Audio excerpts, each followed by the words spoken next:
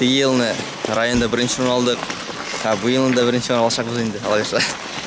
11 яшеннән хоккей уены белән мавыккан. Кушбакты авылында яшәгән. Хәзерге вакытта Нефтекама шәһәренең нефть колледжының 2нче курсында белем алган Данил Габбасов уйнаган. Кушбакты авыл советы авыл биләмәсенең җыелма командасы быел да районда үткән ярышларда актив катнашып, җиңү артыннан җиңү яулады.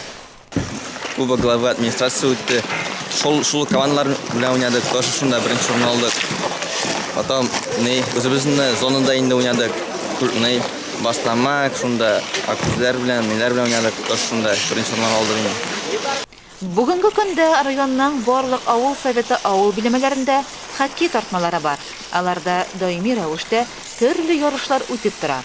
Үз зоналарында җиңгән хоккейчыларыбыз 6 март көнне Карабаш авыл советы авыл биләмәсендә оештырылган финал ярышында очрашты. Финальные соревнования по хоккею среди сельских поселений. В финал вышли команды сельского поселения Аккузевский, Кужбахтинский, Игметовский и Черекульский сельские поселения.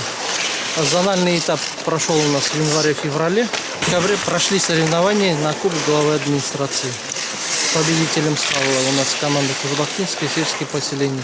Уен бик кызу, күчергәнешле барды. Бер команданың да җиңеләсе килмәде. Бары тик җиңү өчен тырышты.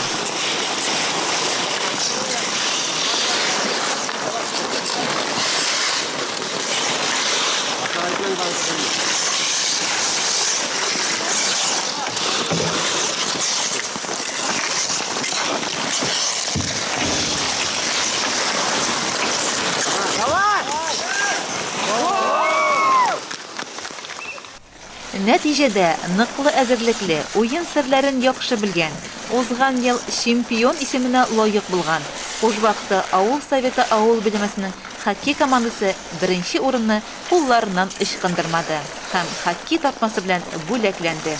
Аккүз 2нче, Череккүл авыл биләмәсе командасы 3нче урынны яулады.